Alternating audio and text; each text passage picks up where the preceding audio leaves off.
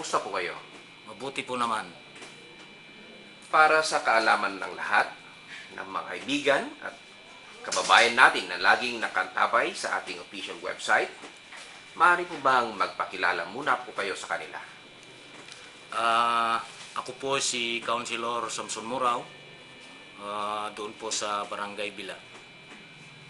Ako po ay nahalal bilang councilor ng third term. Ano po ang distrito o komite na inyong pinamumunuan? Unang-una, ang sasagutin ko dyan tungkol po sa distrito. Ang distrito ko po ay 3 barangay, Barangay Asan Norte, Barangay Kauringan, and Barangay Poblacion Norte. Ang tungkol po naman sa committee, ako po ay committee chairman on social services. Sa inyo pong pananaw, ano po ang pangunahing pangangailangan ng inyong distrito o komite na dapat mabigyan ng agarang pansin at kaukulang solusyon at sa paanong paraan para lalo pa nating mapaunlad ang ating bayan?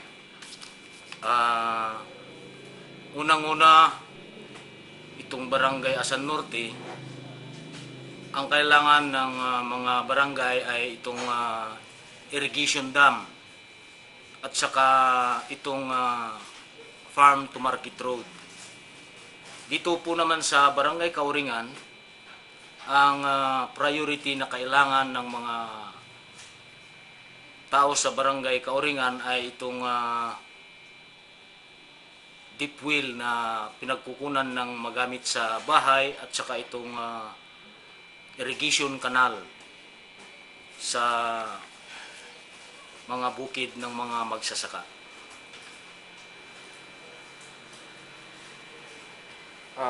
Dito po naman sa sa Pob Norte, ang kailangan ng mga tao diyan dito po sa Pob Norte ay unang-una itong deep well din na pinagkukunan ng mainom ng mga tao o magamit sa bahay.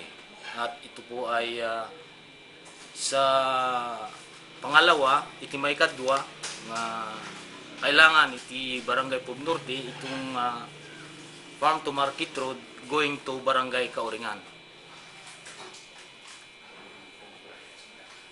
Ito naman sa committee ko bilang committee chairman ng social services, ang kailangan ng mga tao, dahil itong social services, ito ay para sa mga mahihirap na kababayan natin.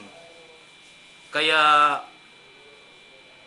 dawdawatan ko iti dayto nga committee nga iti AX nga pundo iti Municipal Social Welfare and Development.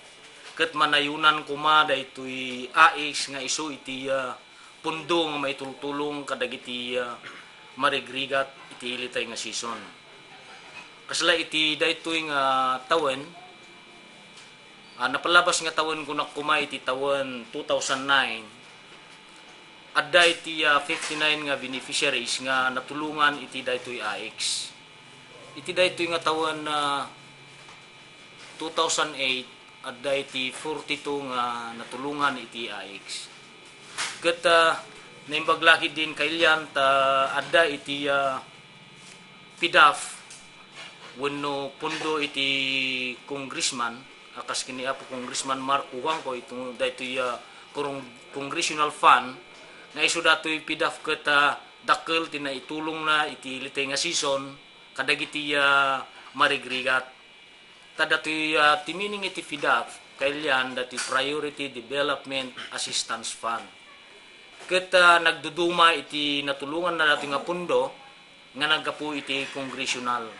Adda iti beneficiary tayo nga natulungan tayo nga 158 nga beneficiaries iti taon 2008. Ket datoy kuma ket manayunan tapno iti kastagat dagiti amin nga kailyan nga marigrigat nga kasapulan iti tulong aglalo iti financial wenno hospitalization ket intayo maikan dagiti constituents tayo dito ili tayo nga season nga marigrigat. Okay. Ano po ang ibig nyo sabihin dun sa AS po ba yun? Iti kaya na nga sa awan jay AX, Assistance to Individuals in Crisis Situation. Daytoy dagitay umay dumawdawat iti tulong nga kailyan tayo nga maipanggap man iti hospitalization, burial, ken iti dadumapay nga kasapulan dagiti kailyan tayo nga marigrigat. Maraming salamat po. Nagyaman kami nga po. Siya po ang ating kagalang-galang nakasapi ng Sangguniang Bayan ng season, si Kagawad Samson P. Morao. Maraming salamat po ulit at mabuhay po kayo. Maraming salamat.